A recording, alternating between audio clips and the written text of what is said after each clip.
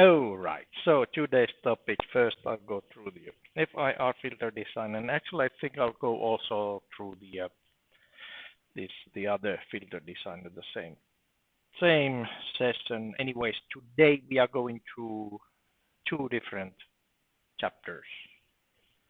But anyways, it will be easy since we are using MATLAB, and MATLAB has tool for design, for filter design.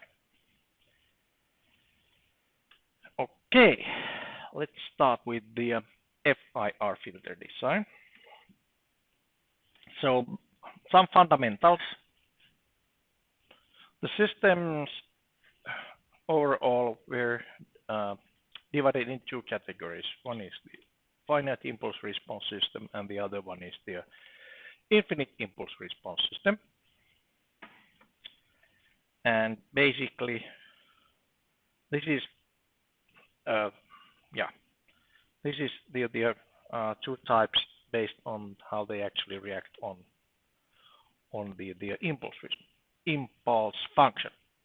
But then, of course, we have the spectrally the filters are divided in low pass, band stop, high pass, and multi-band filters. Multi-band filter is basically something like for example, a equalizer on audio. So you can tune the gain of different filter bands separately. So it's basically a multi-band filter, more than one band.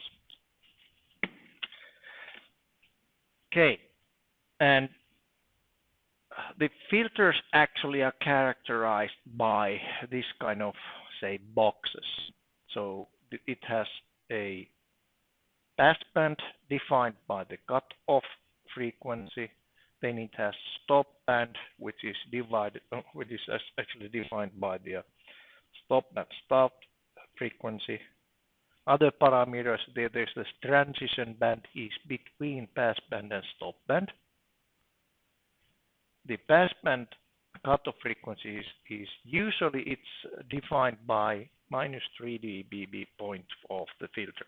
So the point where the magnitude response actually falls below -3 dB. Okay, then the stop band actually it can be actually the stop band is defined by 2 points. One is the attenuation, and another one is the frequency. So it's not a single point, since you can actually move around on that this amplitude response and here and pick a sort of transition band if the stop band attenuation does not need to be that high. So this is something which is selected by the designer. And also I thought about the -3 dB point is defined by, the cutoff frequency is usually defined by -3 dB point, but not always. Like, for example, in analog systems, if you design Chebyshev filter, then it's the ripple on the passband that defines where the actually cutoff frequency is. Anyways, the design parameters are more or less the following. So we have the cutoff frequency, stop and start frequency. Then we have this the basically amount of ripple. This is 0 dB. This is amount of ripple minus R. That defines the passband. And then basically this attenuation level here along with the stop band, that point defines the stop band. Simple. And then on that graph there is a digital filter to show that, okay, it could be, for example, that filter that fits into this the requirements. High pass, similar, but the passband the cutoff frequency. Of course, it's the highest frequency before the ripple goes lower than -3 dB. So it's just the opposite than the low pass filter. But anyways, the same thing, stop band attenuation and stop band start frequency are defining one parameter for the filter, and then the pass band cutoff frequency and the ripple defines the other one. Pass band filter parameters same or similar, except it actually has lower stop band and higher stop band. On both sides of the pass band there is a stop bands, which basically means that all these parameters, they can be different. For example, well, the pass band has usually just one ripple, but for example, stop band attenuation on lower stop band can be different from the higher stop band.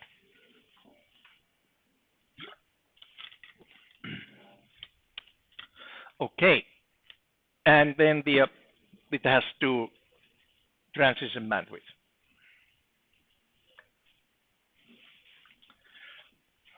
Band stop filter parameters is the opposite from the than the before. So we have two pass bands, one on lower and one on higher, and in between there's a common stop band. And the transition bands are on both sides of the stop band. Okay. Another definition, what is the passband ripple? Actually, that's variation of passband amplitude response. For example, if we have a uniform ripple on passband, which is actually pretty good a property of a filter, then that the amount of ripple actually defines the cutoff frequency at the same time.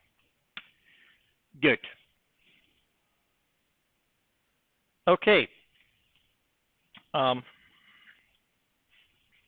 Today's topic is, well, the first topic is on finite impulse response filter design.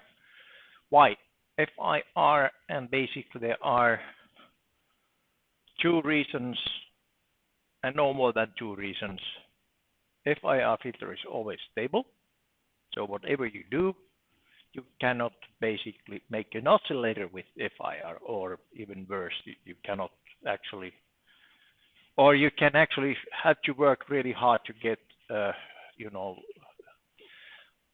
the overflow of variables when you are doing the FIR filter. Another one is it has always linear phase. Well, not always. It is easy to make a linear phase response systems with FIRs.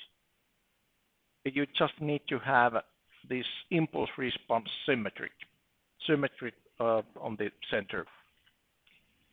And yeah, that's why. Some methods. I will go through actually a couple of those in the theory part, but basically what you should do is just to use the tool and design the filter which matches the requirements with the tool. The MATLAB provides some tools, but you know there are also some other FIR filter design tools around. First method is actually, it's called impulse response truncation, which is only to start with. It gives you some idea of the how the FIR filters can be made, but anyways, that does not give you linear phase response. It's not symmetric unless you force it to symmetry. The second method would be windowing method, which is mathematically nice and gives you a better understanding on how these filters, what affects and what. it's a simple design flow, but not optimal. So it wastes the calculations, wastes resources, computer resources. But then we have also these optimized design methods, which are the way to go. Okay, so this is the curiosity of impulse response truncation. And everything comes from the fact that the spectral characteristics of any system, they are actually defined by the impulse response. Remember, the transfer function of this system is actually the Z-transform of impulse response. So basically, the Fourier transform of the impulse response gives the frequency response. So how to actually measure a impulse response? A real-life system. It would be nice actually to have. Those are way too fancy equipment here, signal analyzers and such kind of things. We should have a just simple sampling oscilloscope. Simple. Yes, that one. We could actually make a RC filter, although I have everything that you have seen how RC filter is measured. You have the step function going in, measure the step response of the system. Then you sample it with digital sampling oscilloscope. Then we use a simple equation which states that the impulse response is actually just difference between.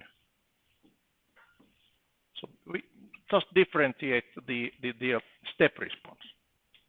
So we started with the step function, getting step response out, then we can calculate or estimate what is the impulse response. Of course, this is analog system, and then they are never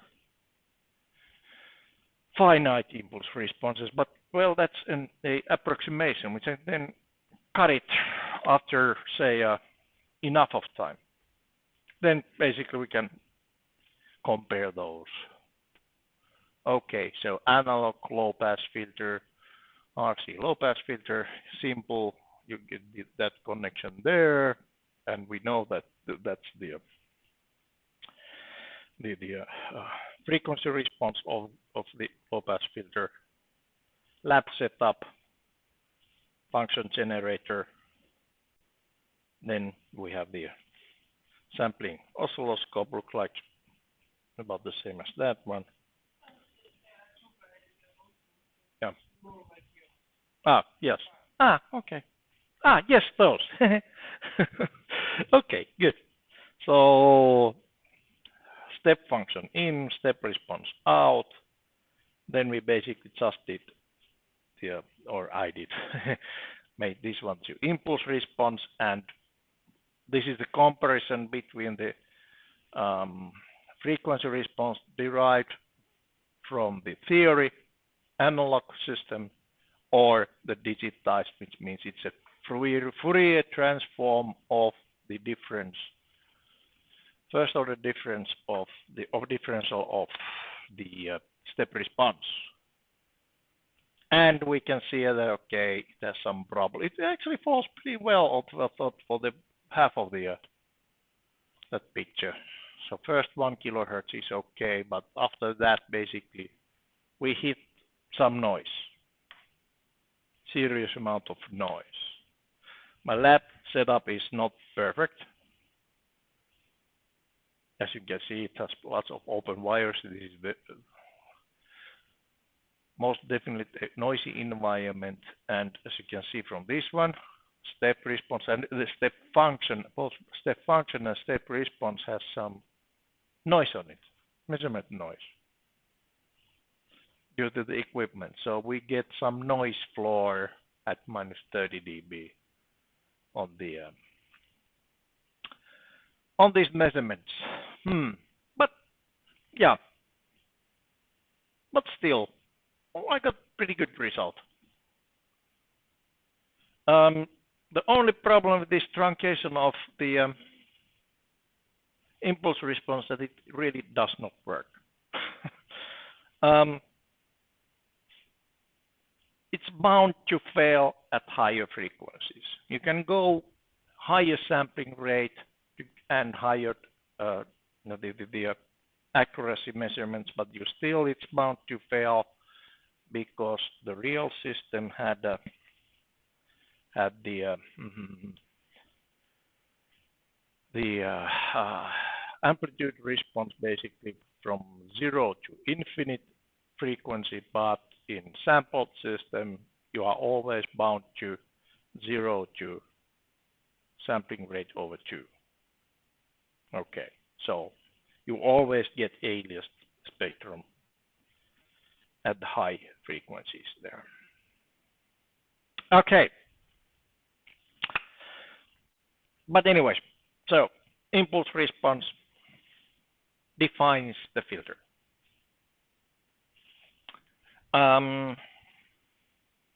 Windowing method.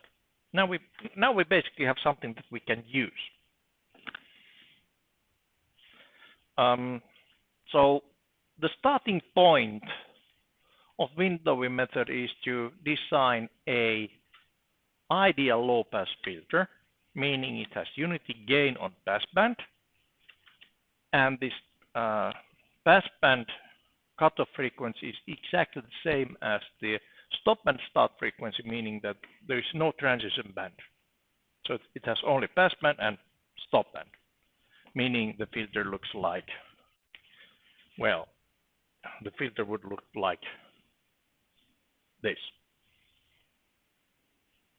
In theory, that's the optimal. That's what we are trying to make.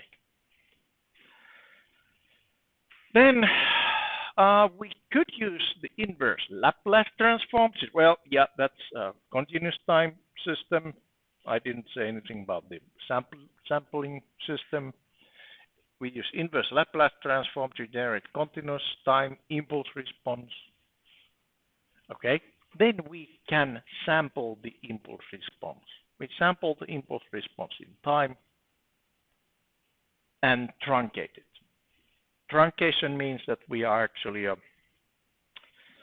windowing it, looking the impulse response through the window, sampling window. Then point 4, use appropriate window to smooth the edges and then adjust the width. Okay, that kind of stuff. It doesn't, well, it will be quite obvious after we go through some of the pictures. So that's the optimal ideal continuous time low pass filter frequency response, meaning that actually it goes from minus infinity to infinity frequencies, and then it basically is, well, in my case I have marked that one normalized frequency wide. It doesn't really matter that one, but it's a box. When we do a inverse Laplace transform of the box, we get sinc function, sine x over x, or actually sine pi x divided by pi x. That you should remember from some of the previous classes. Mathematics, engineering mathematics usually have that. And then sampling, or we sample this sinc by just setting the sample time, n times ts. Okay, sampling with the sampling rate fs. That we get that kind of formula. So practically what we got is we can control the cutoff frequency of a digital system by simply using that sinc function. Okay, good. So that's what we do. We have this continuous time sinc function, and we sample those in those red points there and cut this impulse response. Since it's actually infinite by nature, we have to cut it by multiplying with a window. And first window would be just, well, if you just use these points here, then this window would be rectangular shape. Nothing more than a rectangle. Okay, good. So blue one is the continuous time sink. Red ones are the sampling points, and then basically how to make this impulse response finite, that you can actually use it in filtering calculations. Mathematically, it's the same as multiplying with it a rectangular box. Okay. Then we analyze that one. So my question is, we did something for it by multiplying with that green window. What happened to the frequency response? It's not ideal anymore since we altered the system. And there we can actually use a well-known fact by the mathematicians that if you multiply time space, it's actually the same as convolution in frequency space. And vice versa. If you multiply in frequency space, it's convolution in time space. So basically, when you go back on the previous picture, the red or blue part still produces, when you do the Fourier transform of that one, you still get this same ideal box when you do the analysis. But actually you multiplied it in time space with this rectangular box, which means that basically you are basically adding sink kind of shape to the frequency space, which means that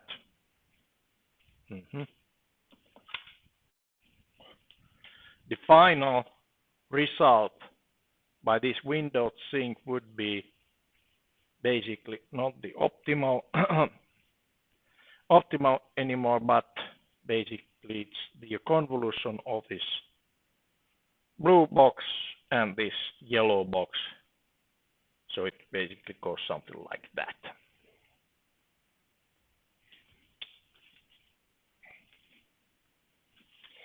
Okay. Yeah. Convolution in frequency. There. So this is the result of having a rectangular shape window. However, what we have here is the control on the 3 dB point. But we got some artifacts. And that artifact actually destroys the filter. The stop band attenuation is no better than in running average filter. It's actually exactly the same as running average filter. Since, well, this box here, this green box, it's a running average filter. So now you are actually having this good property of the sink, sampled sink, gives you this cutoff control of the cutoff frequency, but you are then also destroying the whole thing by adding some characteristics of the running average filter. Okay, but there's, of course, remedy for that one. You don't have to use the running average filter as a box. You can use something which has more power in low frequencies and less power in high frequencies, meaning that it would immediately push down the stop band attenuation. So basically what we just do is we on time space, instead of that, we start smoothing the edges of that filter. So basically something like this. Okay.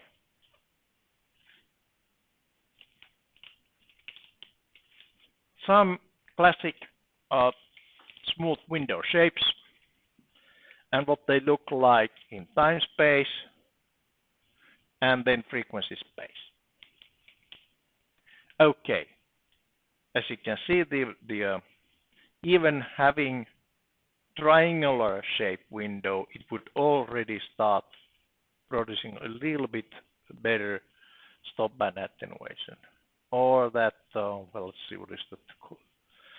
The Hamming, or Hanning actually, yeah, Hanning, the red one. Bell curve like that would produce, say, much better stop band attenuation. Or that Blackman, which even goes better than that. And there are plenty of different windows, and then even after that there's a window generator which has really royal name. It's Kaiser window. Yeah, I know. So which one is the best? The one which fits your application. Less energy or less points you have on this, or smaller the mass of that bell, longer the filter actually is. So basically, if you have better the stop band attenuation, for example, here, we also have wider stop band transition. When you start with the box actually is nice if your stop band attenuation must be small, but it's really crappy on the stop band attenuation. So, but the transition bandwidth is actually very narrow compared to this, for example, the worst on this sense, Blackman window. Yes, it gets really high attenuation stop band, but it comes with a price. So it has very wide transition bandwidth. Okay. However, the transition bandwidth can be adjusted by simply selecting a proper window width. And that actually, it's quite simple logic. It doesn't even need any mathematician to prove it, that if you multiply time, then you divide frequency. Makes kind of sense. So if the transition bandwidth should be, for example, half of the original, we need to take 2 times wider window. So it's rational like that. And here I have the example of Hamming window. When n is 21, the transition bandwidth is something like from here to there. Let's see, it's about 180 hertz. When it's twice that one, 21, then basically it's half of it. 41 points, then half of it, and then, you know, it just multiply by 2, then it goes to half. Or whatever the ratio would be. Okay. So let's go back to the. Does it now make sense? Yes, it sense. You start with the ideal low pass filter, with desired cutoff frequency. So basically what you do is fix your cutoff frequency using sync. The second part, actually the third one here. Wait a minute. Oh yeah, fourth part here. Appropriate window to smooth the edges. So that's how you adjust the stop and attenuation. And last one, the transistor bandwidth requirement. You fix the by adjusting the width of the filter. Good.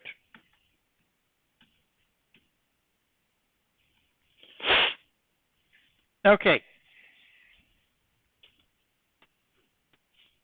What I have here. I started with the low pass filter design just because it's easy. Do it that way. No need to play with this frequency shifts yet. But if you want to do something else than the low pass filter, then actually you can start from the low pass filter and modulate it. The same as in radio frequencies, you can modulate the any voice signal, for example, just to do the amplitude modulation, meaning that you just multiply the signal with a higher frequency component, the carrier frequency, and basically you are moving or transforming that data to or shift it on the frequency domain. So you shift the spectrum of that signal on the both sides of this the carrier frequency. Okay, if you're actually modulating the system impulse response instead of signal, it does exactly the same thing for the response. You can transform the low pass filter design to band pass filter design simply by multiplying the this impulse response with sinusoid. Okay. Special case from low pass to high pass. Since we know that the on sampled spectrum, the highest frequency you can actually have is the sampling rate over 2. If you use that as a modulating frequency, then you basically are transforming this low pass filter design to high pass filter design. So basically the very simple modulation. It's modulating n times pi. Yes, basically that's the modulation frequency. So it means that it's either plus or minus 1 that you are multiplying the signal. So you change the sign to opposite for every other terms of the impulse response. Okay. More windows. So we have the low pass filter where you start. You can modulate that one to transform it to band pass or high pass filter. Band stop filter you can actually have by designing a low pass filter for the lower band and high pass filter for the higher band, and then add the filters together. Those are linear filters, meaning that you can actually add the filter coefficient just like that. These are parallel filters, so it's the same as the adding the filter coefficients. One small thing, when you are adding filter coefficients, then you are also adding the stop bands together, meaning that your stop band of this band stop filter is a little bit worse than your design. It can be up to 6 dB smaller attenuation on stop band. If you are unlucky like here, which had the stop band, these peaks are on the same place.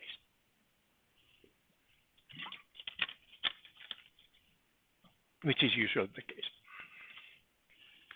Okay, summary of windowing method. Select cutoff frequency that sets the sync function. Select window shape for stop band attenuation. Then adjust window width for transition bandwidth. So those three things, and then transform to one of those filters if needed. So band pass, high pass, band stop. If you have multi-band filter, then well, you just create those different bands using low band, low pass, high pass, band pass designs. Okay, that's easy. Sounds easy, and it is easy. All right.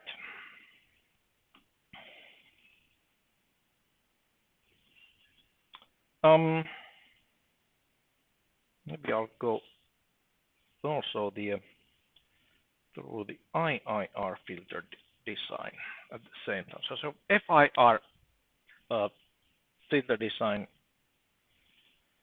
Fundamentally, if you understand this windowing method, then you understand the whole FIR filter design. There's no magic into it. And after all, you basically just need to understand your application and why to use FIR filter.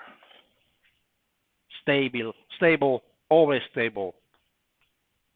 It's hard to mess up your system if you have FIR, then the linear phase response. Not the best filter for audio. It's quite costly filter. Okay. So IIR, infinite impulse response filter. It has a never linear phase. So if you have a requirement of linear phase response, this is not your filter. Don't use it. So just if pulse shape is important practically, then this is not the filter. But if it doesn't matter, like in audio applications, you get better amplitude response with lower number of calculations. And that's quite straightforward kind of thing. Remember for example, this kind of amplitude response, other than with this that's zip plane.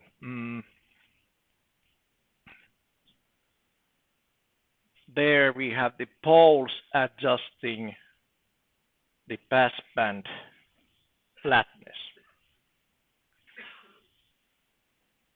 You can get this one flat by simply putting some of the poles on the correct place. Compared to the system which has only zeros to do that stop the passband flatness. What it means that we have to put some local minimas to push the amplitude response down. And basically by default you need to achieve better or the same stop band attenuation, you need more zeros on the stop band, and also you need at least twice the amount of zeros also on the on passband to flatten this amplitude response. So basically, by default, the FIR filters take much more time to calculate than the corresponding III filter with the same amplitude response. Okay. Applications like audio filters, equalizers, feedback reduction, high Q factor filters, complex, well, the caveat of this is usually it has complex design methods. On the other hand, well, they are not that bad actually. We have these analog filter models. Have you done those in electronics? Selling key structures in analog electronics? Maybe. Remember that. Active filters, active analog filters, operational amplifier with some let's see if I remembered correctly. If you have operational amplifier with gain, this actually sets up the gain, but then if you put the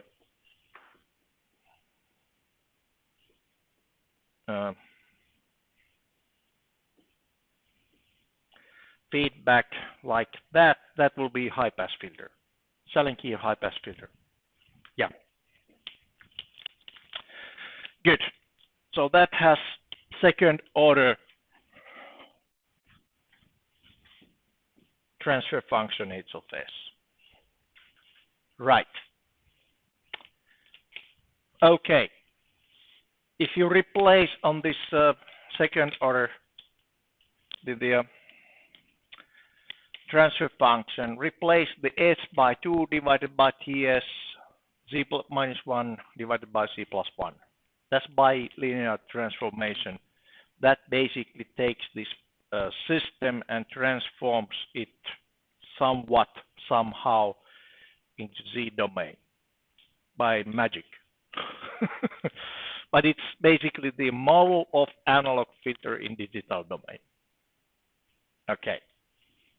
With some, well, features like, well, what happens to the frequency space when you basically map frequencies from minus infinity to infinity into very well-defined unit circle. It needs some twisting and warping. Yeah. So after that you can say, beep up, Scotty. Yeah. I know, I'm an old geek. The digitized differential equation is another way of doing it. Again, we start from analog model, but not from the transfer function, but differential equation. Well, they are more or less the same. The time differential is same as 1 over S, I think, something like that. So you can actually, from that H of S, you can also make it a time differential equation in time. So basically, you can then replace the time derivative dx over dt with simple time first order differentiator. So x of n minus x of n minus 1, and then so it's basically delta x divided by delta t. With high enough frequency, this is a quite okay, but it's basically has the same problem as the this sampling and truncation of impulse response. Same thing. This has aliasing problems on high frequencies. So the aliasing distorts the performance. Okay. Well, that fourth one there, direct design, change the zeros and poles recursively to minimize the RMS difference between desired and real amplitude response. Yes, that is the way to go, but only if you are optimizing routine with this, meaning in the last one there, optimized methods. You need a algorithm to do the optimization. Although, saying that, there is one filter you can design with pen and paper. So it's the band stop notch filter. If you put a 0 on the unit circle at certain frequency, it suppresses this frequency components totally out of the signal.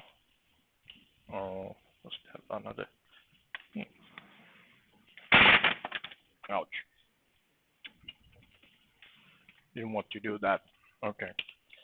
So let's continue. So if we put this some disturbance on signal on, for example, 50 Hertz or 100 Hertz or something like that, you can get rid of that 100 Hertz by putting a 0 on that angle, on the unit circle. Yeah, of course. Drawing the amplitude response means that, okay, you have that 0 here. And the system performance would be really not that good, since it also suppresses all the possible frequencies at the same, which are close to that one. We can then add a pole on the same angle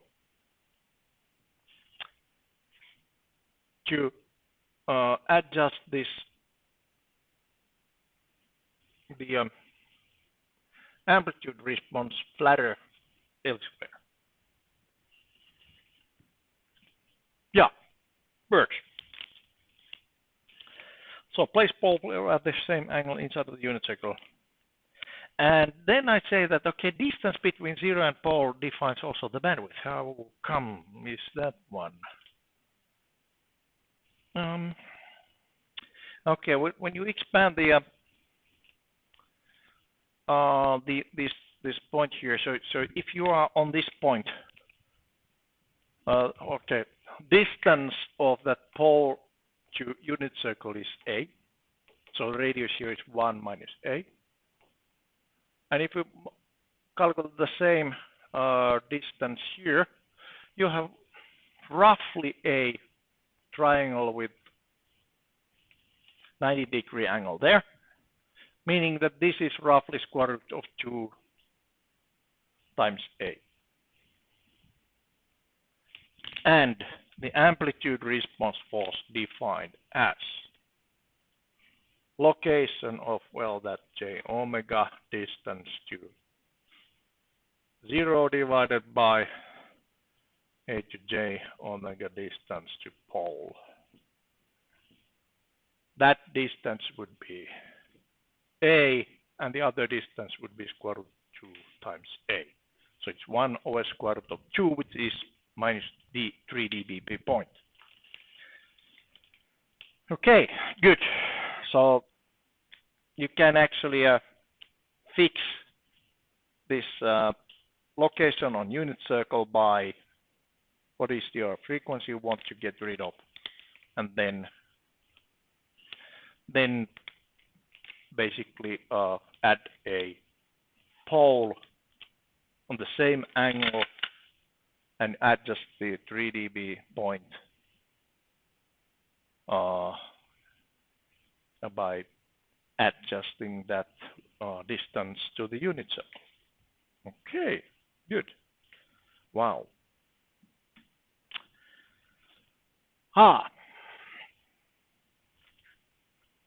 Then to the like bilinear transform kind of systems. Classical filters. There are some useful classical filters that are based on analog filter models which are then transformed into digital space. You probably have heard of Butterworth filter, which is a flat passband filter. Then there is a Chebyshev filters 1 and 2. One is for equiripple in passband, and another one is equiripple on stopband. Then we have elliptic, which actually have equiripple in passband and stopband. You may have heard of these on the classes for the analog filters. Okay, what else? So basically, these classical filters can be transformed into a digital domain by linear transformation. No magic on it. All right. Then we have zero phase filter implementation. Okay, I told you already about that one. So if you want a zero phase filter, you would basically filter the same data twice, just reversing the time in between, meaning this is a post-processing filter only. Okay, then a curiosity for the filter design. This course is mostly about the linear filters, linear time invariant system filters, which are the most commonly used for any, say, frequency domain applications. If you want to filter in frequency domain, then basically it must be linear.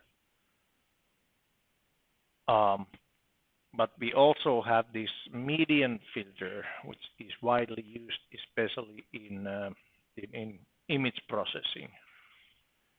On, say, early days of digital imaging, the speckle on images was a big problem. Now the cells are actually getting better. But if you want to sell a camera, these imaging cells, lots of them with low price, you also want to make sure that if you have one single dead pixel, it doesn't show up on the picture at all. There you can actually play tricks with median filter. So median filter, actually it's simply you calculate what is the center value, center median of the values. So whatever the data are, you just put those in the ascending or descending order and take the middle value. That's the median. Okay. For example, we have that red dead pixel on our the digital camera cell. If we calculate 3 by 3 median of each of these for each of the pixels, and then replace the middle value with that one, it actually does not make big difference for your the image, but it removes all those very high peaks or very low peaks. So after that, you wouldn't have the dead cells anymore. Okay. Then we have this another kind of filter. Well, that I could have this already on the FIR session, but basically on radar technology, the receivers or transceivers on radars or sonars or whatever, they are nowadays almost all are digital. And how to maximize the signal to noise ratio, which is you are sending a pulse which may have hundreds of watts of power or peak power of kilowatts. It's usually hundreds of kilowatts actually maximum. The peak power How do you actually then optimize the received signal, since this, for example, on atmospheric radar, where the signal is actually scattered from temperature gradients. The signal is not much. So it can be minus 80 dB or minus 100 dB, minus 120 dB. So practically nothing. You send hundreds of kilowatts out and you get milliwatts or microwatts back. Okay, that's where the optimized filter actually, or the match filter comes to the life. You just take a sample of what you are sending, of that pulse, and then you basically make the time reverse that and use that as the filter coefficient, the FIR filter coefficients to the incoming beam. So you are filtering the maximum throughput for that signal signature which was sent out. Okay, so the received reflected signal passes through the filter without attenuation, and it has the maximum attenuation to anything else. Okay, used in radar. Wow, that's a lot of bull. Okay, let's have a break, and after the break I will show you some tricks on the mat.